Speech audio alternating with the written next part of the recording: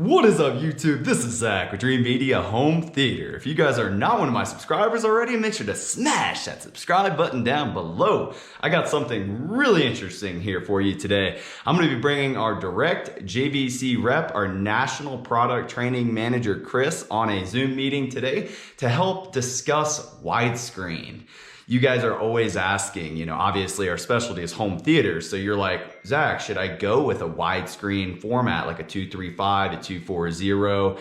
Or should I just stick to 16:9, which is like what you guys have in your living room on a traditional television screen? And then you get the bars top and bottom. So we're going to be talking through some of the options available, as well as some of the do's and don'ts, and hopefully this helps you guys make an educated buying decision when you're purchasing your new projector, as well as screens. And he's not going to go into too much detail on screens, but that's what I'm here for. If you guys have questions, give me a ring and we'll help create that free system design for you and get you that nationwide free shipping and guaranteed lowest price on all the products. I really appreciate y'all's support. It means the world to me. All right, guys, let's go ahead and get into this video. All right, guys, we got our National Product Training Manager, Chris, on the line here today, and we're going to be talking about ultra wide. What is ultra wide? And Chris has the answers. How you doing, Chris? Hey, Zach. I'm doing great. Glad to be doing another video here. Yeah, ultra wide. This is many movies don't fit the shape of a TV. And as a result, when we watch them on a TV, what do we see? We get our bars, top and bottom, those nice big black bars. And people just love those black bars, right? Oh yeah. Well, the great thing about projection is we can choose the shape of our screen. And so, if you mostly watch movies, and you just don't like those black bars, well, we can solve that.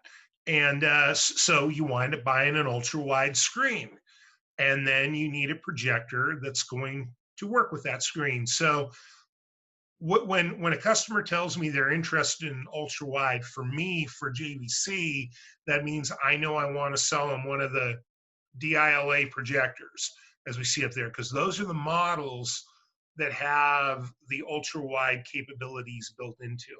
That is one of the coolest things with the JVC projectors, is that every single model, the RS1000, 2000, 3000, all have that lens memory functionality built in to where the customer can hit one button and automatically fill that entire screen. Mm-hmm. And same thing on the lower end with the RS540. That is correct. Higher end with the RS4500. So yeah, it's actually currently a total of 5 different models. And we do that either with anamorphic scaling or with lens memory, which we also refer to now as installation mode, and that uses the zoom function. We'll talk about those both, but first, you got to have an ultra wide screen. You're not going to do this with a 16:9 screen. So if it's cool with you, I got a couple of comments just on screen type. Yeah, absolutely. I'd love to hear your expertise. Okay. So when you have that ultra wide screen, particularly with, a bigger projection screen, often you don't want to use a standard speaker because you're going to put them so far apart that your stereo image is going to suffer. And, so the option is to go with an acoustically transparent screen. And I'm mainly just wanting to let you know that there's a couple of different options out there. There's perforated screens and there's woven screens. And each of them have different attributes, both visually and acoustically. And, I'm going to leave it for the end user to work with their integrator, such as you, Right here, give us a call. We got all the options, guys. There you go. To talk about the pros and cons of each. I do want to say that there's also, in the old days, there was this idea, which was valid, that you wanted a curved screen to go with an anamorphic lens, particularly. These days, that's not the case. So Curved screen is not necessary at all. In fact, I would say it is definitely something you want to avoid.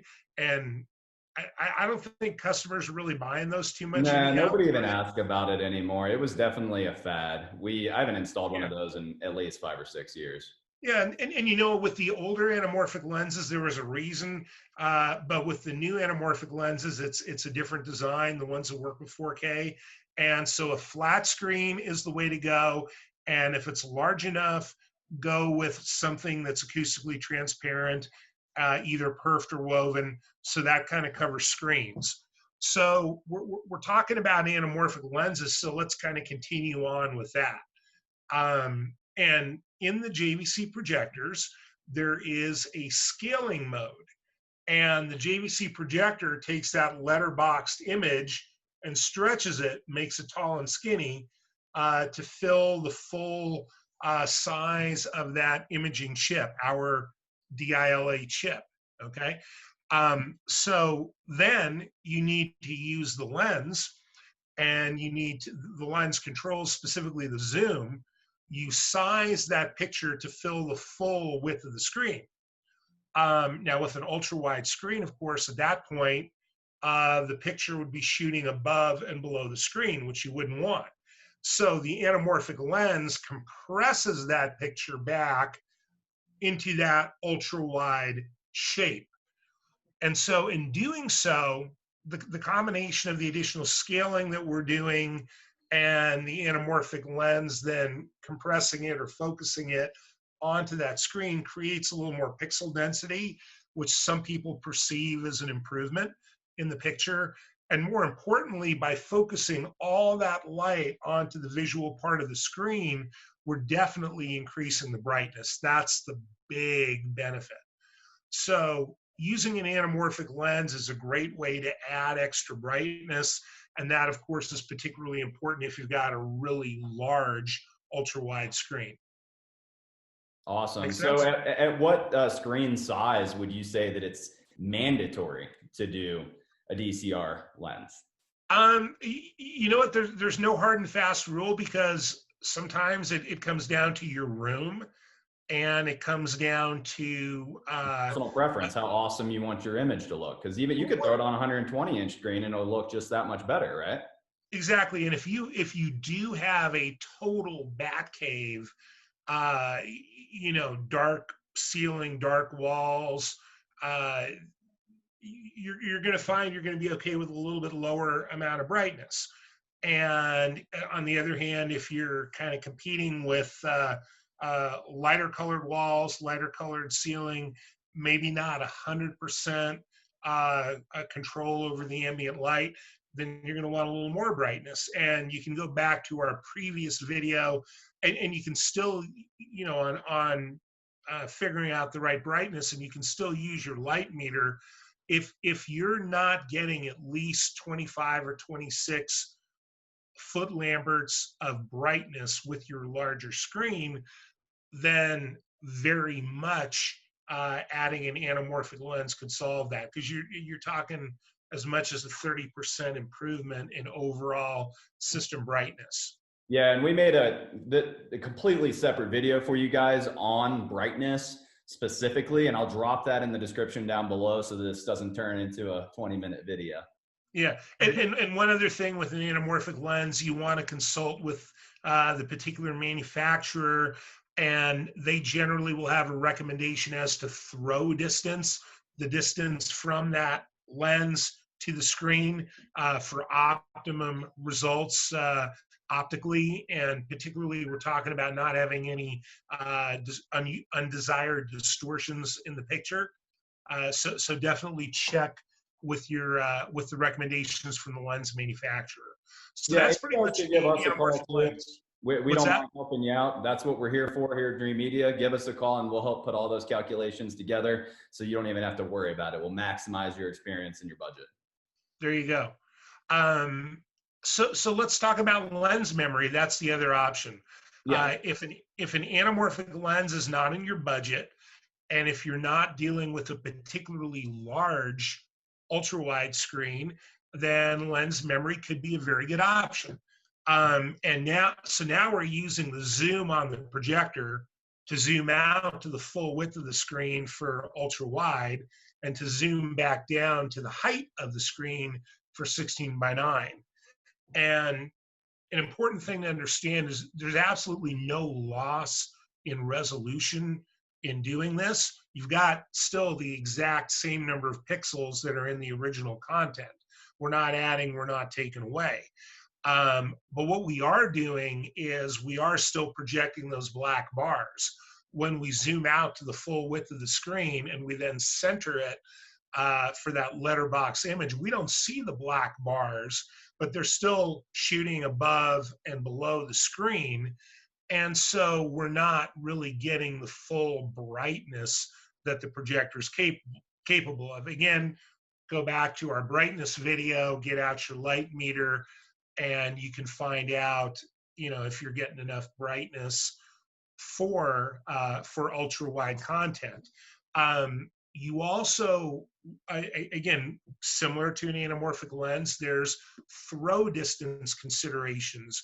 You need to position the projector so that it can zoom down to the 16:9, and you center it, and then you save that as one lens memory, and then you need to be able to zoom out to the full width where there's no black bars or minimal black bars, because I'm sure you've seen, Zach, it varies a little from movie to movie.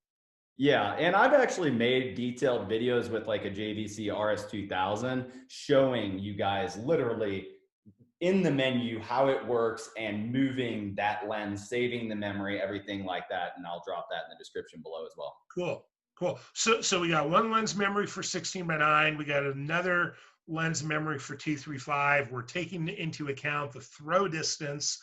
One other consideration with lens memory, just like with a normal setup, you're going to get a little more brightness if you're at the shorter end of whatever that throw range is.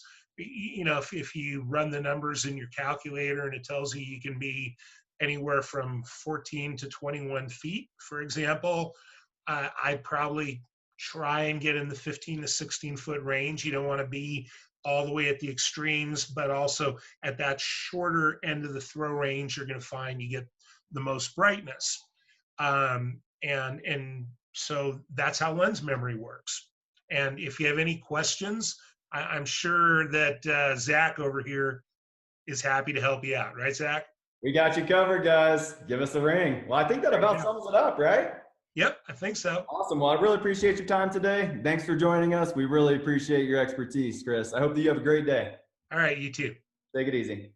All right, guys, that's a wrap on widescreen. I hope that helped you guys out whenever you're trying to decide what's right for you. If you're still on the fence, give me a ring. That's what I'm here for. We'll talk about your environment, your typical viewing behaviors, your lifestyle, and we'll find something that works perfect just for your specific situation. And I also have a wide variety of different screens to pair together with these JVC projectors that really just maximize the potential.